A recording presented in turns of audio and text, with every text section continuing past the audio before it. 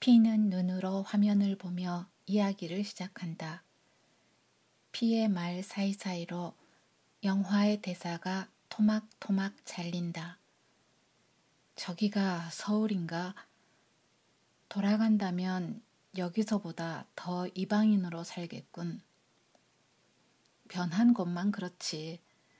어떤 데는 20년 전이나 지금이나 똑같은 데도 있어.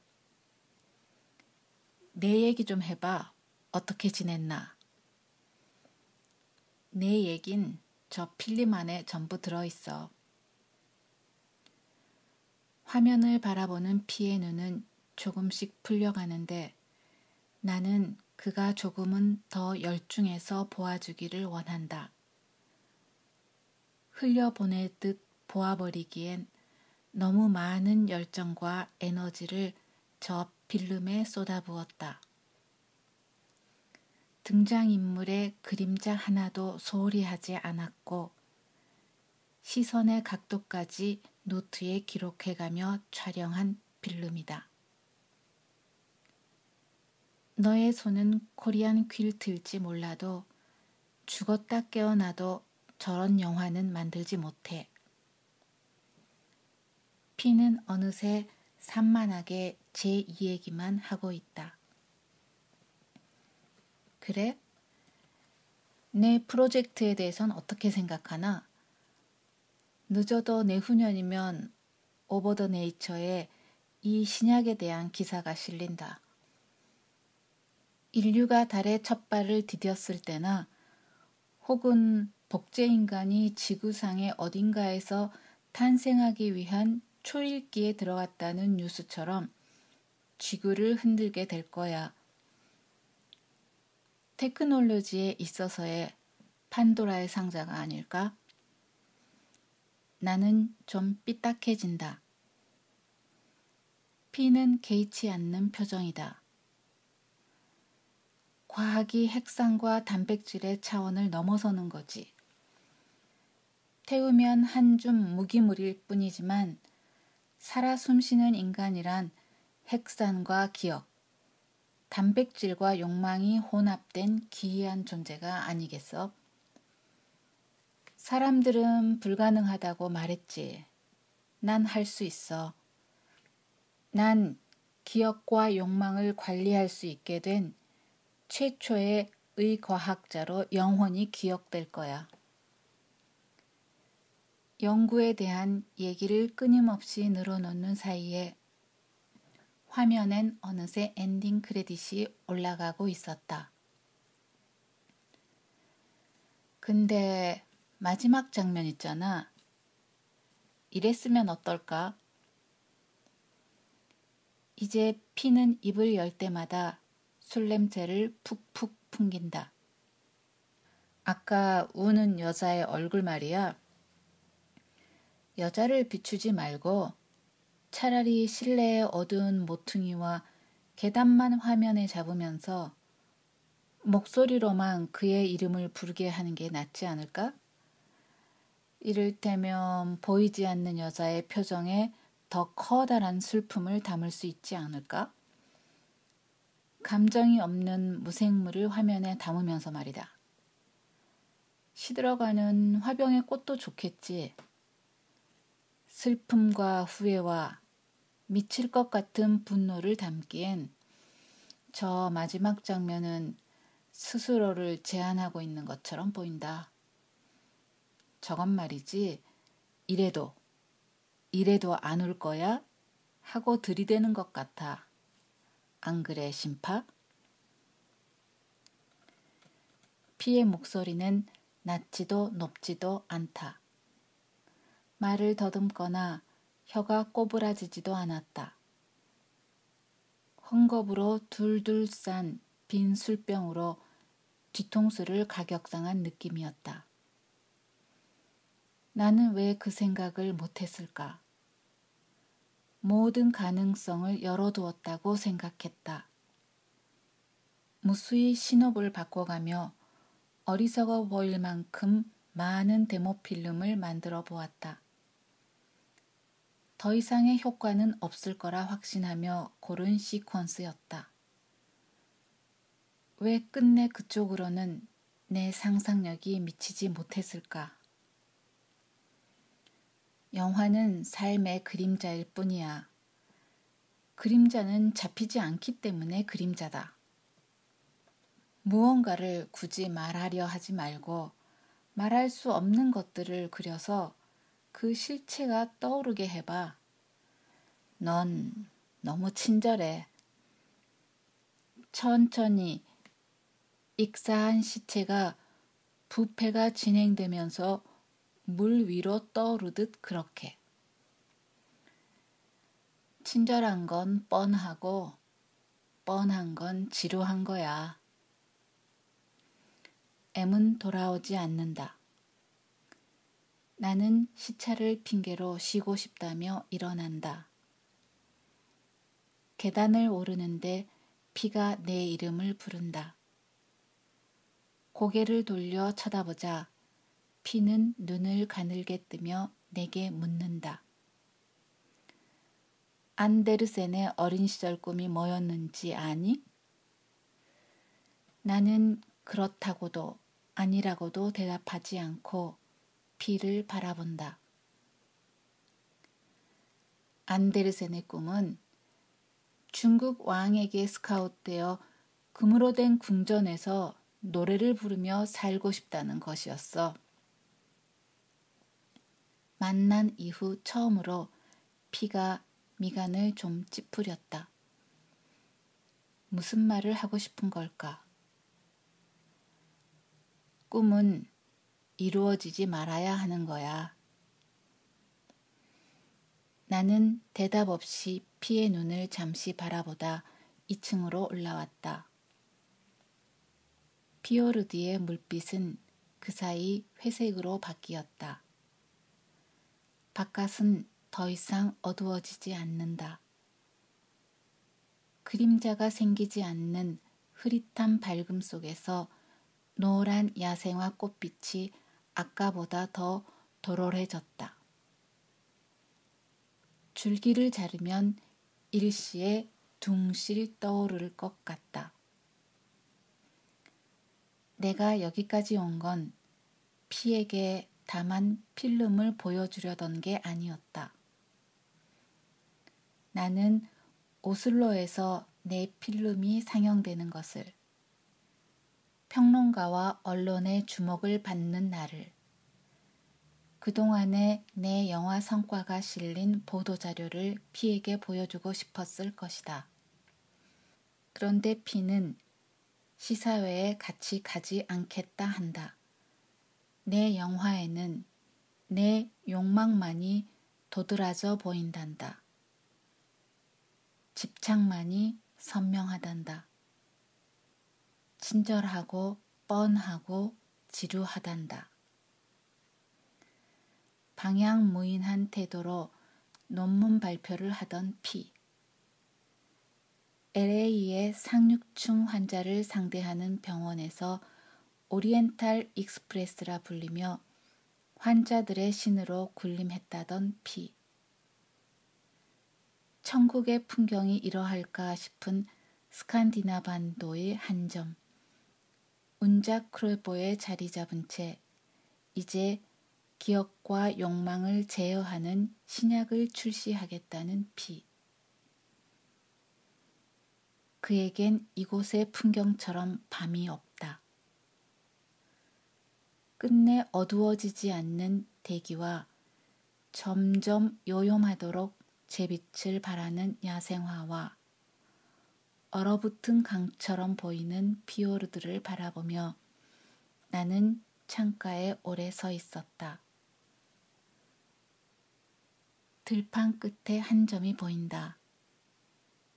귀가를 서두르는 딱정벌레 한 마리가 내게로 날아온다. M이 돌아오고 있다. P야말로 왜 저런 차를 타는 걸까? 유머를 즐기는 P가 제 눈부신 일상에 던지는 경쾌한 농담인가? P가 가진 것 중 가장 귀한 것이 그가 소유한 것 중 가장 하찮아 보이는 낡은 시트로eng에 담겨 다가오는 걸 보자 나는 그만 울고 싶어진다. 기억과 욕망을 조절할 수 있는 약이라. 밤은 끝내 검어지지 않는다.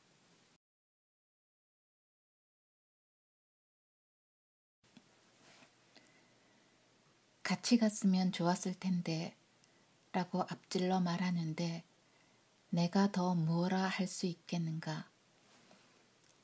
2등은 곧 꼴찌가 되는 치열한 신약 부분의 연구는 심장에 데이지꽃을 수놓는 일보다 더 지난하고 인내를 요구하는 일일지도 모르겠다. M은 어제 어디까지 장을 보러 갔다 왔을까? 아침 식탁엔 양파를 듬뿍 넣은 매콤한 감자국과 연어구이, 고춧가루 알갱이가 셀 수 있게 뿌려진 양배추 겉절이가 올라와 있었다. 오리엔탈 마켓이 흔한 북독일과는 또 다른 이국 생활의 어려움이 보였다. 라면이라도 두어 박스 들고 올 걸 싶었다. 어제 맨 얼굴이었던 M은 아침에 살짝 화장을 하고 있다. 차에 오르기 전 M은 P의 옆으로 가 내겐 들리지 않게 무어라 얘기를 하고는 돌아온다. P는 그저 고개를 건성으로 끄덕이고만 있다. 시동을 걸자 시트로eng은 낡은 트럭만큼이나 요란한 소리를 낸다. P에게 손을 흔들고는 안전벨트를 맸다. 시사회는 오후에 있다. 일찍 나가서 바이킹 박물관이나 뭉크 미술관에라도 들러보라고 말한 건 P다. 완만한 높낮이가 반복되는 도로의 양쪽으로 양치식물군이 거대한 양탄자를 펼쳐놓은 듯 깔려 있다. 이제 내 마음속에 M에 대한 열정은 남아있지 않다고 생각한다. 너무 오랜 시간이 흘렀기 때문이 아니라 P의 아내가 되었기 때문일 것이다. 삶의 모퉁이에서 가끔 M이 불쑥 떠오를 때가 있었다. 그럴 때면 M의 얼굴보다 먼저 떠오르는 건 그녀의 팔이었다. 흰 반소매 교복 아래 7cm쯤 보이는, 볼 때마다 가슴이 콱 막혀버리던, 교복의 흰색과는 달랐지만 희다고밖에는 말할 수 없었던 팔. 그 무렵 내 욕망의 대상은 M의 입술도 젖가슴도 아니었다. 교복 아래 보이는 그 팔을 한 번만 쓸어볼 수 있기를 얼마나 열망했던가. 손바닥에 그녀의 팔이 닿는 상상만으로도 내 얼굴은 붉게 달아올랐고 숨이 막혔다. 그 팔이 내 손 아주 가까운 곳에 있다. 손등에서 팔꿈치까지 몇 개의 크고 작은 점이 보인다. 어쩌면 옛날부터 있었던 걸 내가 보지 못했는지도 모른다. 나비떼처럼 팔랑거리며 흘러든 차창밖 햇살이 M의 팔에 내려앉는다. 점은 나비의 눈처럼 흔들리며 춤을 춘다. 처음부터 그녀에 대한 모든 것은 환상과 실체가 이런 식으로 뒤섞여 있었다. 내 기억 속에서 사람의 살갗이 아니라 천사의 그것처럼 뽀얗고 스스로 빛이 나듯 산란하는 느낌으로 떠오르곤 하던 그 팔은 이제 더 이상 내 호흡의 가닥을 흐트러뜨리지 못한다. 다만 아릿하고 둔한 정막이 명치에 천천히 고여든다. 교내 문학서클에 가입해서 활동을 활발히 한 건 겨우 고1의 2학기 몇 달에 불과했다. 2학년에 올라와서는 벌써 입시의 중압감 때문에 친목 모임 비슷하게 한 학기에 두어 차례 만나는 게 전부였다. M은 내가 자기를 좋아한다는 걸 알고 있었을 것이다. 어떤 절실함은 꼭 언어로 전하지 않아도 전해진다고 믿었다. M 역시 내게 호감을 갖고 있다는 건 느낄 수 있었다. 더 이상 가까워지지 못한 건 나 때문이다. M의 앞에서 말을 하면 목소리가 나오지 않을 것이라는 두려움이 있었다. 그건 물컵을 들면 떨어뜨릴지도 모른다는 두려움보다 더 크고 막막한 것이었다.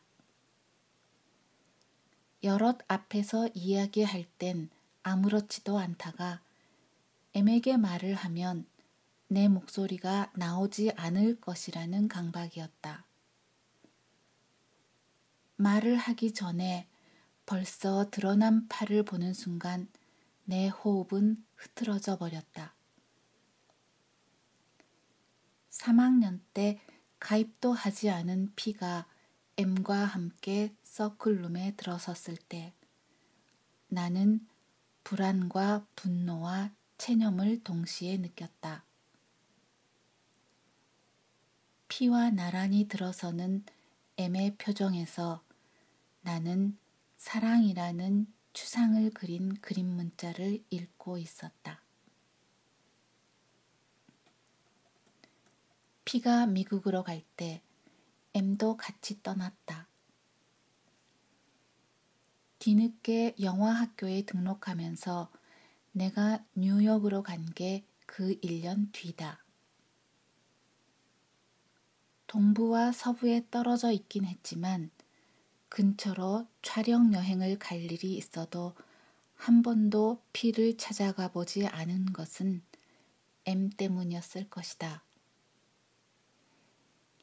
M이 그때의 내 마음을 몰랐을 리는 없다. 오슬로 시내로 들어설 때까지의 침묵이 꽤나 불편했던지 M은 시가지가 보이기 시작하자 명랑하게 물어보았다. 어디부터 갈까? 민속박물관? 바이킹 박물관도 볼만한데. 뭉크나 보러 가지. 초행이 아닌 듯 M은 곧바로 길을 잡는다.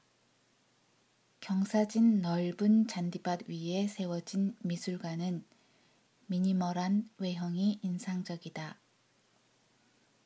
M이 티켓을 사는 동안 나는 미술관 건립이 일본의 후원으로 이루어졌다는 기록이 새겨진 유리벽 아래 서서 기다렸다. 모처럼 사람들이 웅성웅성 모인 모습을 보았다. 프린트로 흔히 보아온 사춘기 앞에 사람들이 여럿 서 있다. 낯선 사람들의 시선 앞에서 파리한 소녀의 눈빛이 불안하게 흔들린다. 벌거벗은 소녀는 두 팔을 늘어뜨려 벗은 몸을 가리려 하고 있다. 이미 몸에서 움트는 관능의 기운을 감추기엔 팔이 너무 가늘다. 오므린 무릎을 벌리면 비릿한 첫 생리열을 흘리며 울음을 터뜨릴 것만 같은 소녀. M이 옆에서 중얼거린다. 난 이게 뭉크의 자상화라고 봐. 그래? 일생을 신경쇠약과 죽음에 대한 강박증에 시달린 뭉크의 표정이 저러지 않았을까? 교과서에 실렸던 그림을 실제로 보는 일은 늘 묘한 기분을 느끼게 한다. 모나리자나 이삭 죽는 사람들 앞에 서면 그것들이 사실은 그리 크지 않다는 것. 프린트와 다른 원화가 주는 놀라움과 충족감이 기대만큼은 대단하지 않다는 것. 충족된 욕망이 주는 포만감 앞에서 피어오르는 아릿한 허무 같은 걸 동시에 느끼게 된다. 순간적으로 떠오른 그 짤막한 인식의 끝에 왜 피의 얼굴이 떠오르는지. 프린트와 원화의 차이는 뭘까? 그림값 같은 거 말고. 궁금해서 물어본 건 아니다. 나는 그림에는 애초에 조예도 각별한 애정도 없는 사람이다. 눈을 깜박이며 쉽게 대답하지 못하는 애매 표정에서 나는 다시 교복 아래 7cm쯤 드러났던 팔을 떠올린다. 마음의 겹처럼 덧칠된 물감이 전해주는 부조감은 프린트를 아무리 잘 찍었다 한들 살릴 수 없지 않을까? 프린트에선 그림자가 보이지 않아. 그래? 그런데 절규는 왜 없지? 실내를 둘러보며 나는 그 그림을 찾아보았다. 절규는 많아. 절규는 많아. 그 말은 어쩐지 비장하게 들린다. 절규가 많다니. 마지막 방에 이르러서야 애미 절규는 많아 라고 한 말이 무슨 뜻인지 알았다. 하얗게 칠해진 채 관람객을 위한 나무 의자 하나 없는 그 방은 온통 절규의 방이었다. 기억 속의 그 표정. 처음엔 성별을 알 수 없는 한 사람의 일그러진 얼굴이 먼저 보인다. 죽음의 얼굴과 정면으로 마주친 듯 공포에 질린 눈. 영원히 다칠 것 같지 않은 동그란 입술. 핏빛 하늘은 색채가 아니라 비명의 음파처럼 소용돌이치고 배면의 두 남자는 아무것도 듣지 못했다는 듯 유유히 걷고 있다. 자세히 보면 검푸른 물빛 사이로 작은 배와 교회당이 떠 있다. 큰 교실만한 그 방은 모두 절규 시리즈로 채워져 있었다. 단색 판화 혹은 채색 판화. 조금씩 색채의 톤이 다른 회화 작품. 연필 스케치. 큰 절규, 작은 절규. 그리다만 절규. 무채색의 절규. 붉은 절규, 검은 절규. 희미한, 손바닥만한, 고막을 찢을 듯한 절규. 한순간 나 역시 그림 속의 그 사람처럼 입을 벌리고 귀를 막고 싶었다. 그 방은 너무 날카로워 인간의 귀에는 들리지 않는 고음역의 절규로 가득 차 있는 듯하다. 가끔 여기 와서 시간을 보낼 때가 있어. 이 남자 뭉크. 그림을 보면 일찌감치 자살이라도 할 줄 알았는데 80이 될 때까지 살았더라고. 배신감이야? M은 희미하게 웃는다. 위로 같은 거지. 가족력인 폐결핵에 대한 공포. 이상 성격자였던 아버지에 대한 두려움, 끊임없었던 정신병력에도 불구하고 그토록 오래 살다니. 가혹한 현실이 오히려 그를 붙들어 주었다고 생각하면 위로가 돼. M의 목소리가 고즈넉하다. 무슨 말을 하고 싶은 걸까? 나 대신 누군가가 혹은 나 아닌 누군가도 들리지 않는 비명을 지르고 있구나. 그런 위안? M, 내게도 위로가 필요한가? 삶에 있어 불가능을 모르는 너의 남자. 천국과도 같은 운자 크레보의 집. 그리그의 음악 같은 풍광 속의 일상. 젊은 나이에 이미 이루었던 부. 무엇이 더 필요하니? 어떤 게 진짜 절규야? 내 질문에 M이 하 소리를 내며 웃는다. 나도 같이 웃었다. 대체로 완성된 회화 작품을 꼽지만 여기 가짜 절규는 없어. 난 이 연필 스케치가 참 좋아. 교과서에 실린 건 저 작품이지 아마? M이 손가락으로 섬세한 선으로만 이루어진 스케치 하나를 가리킨다.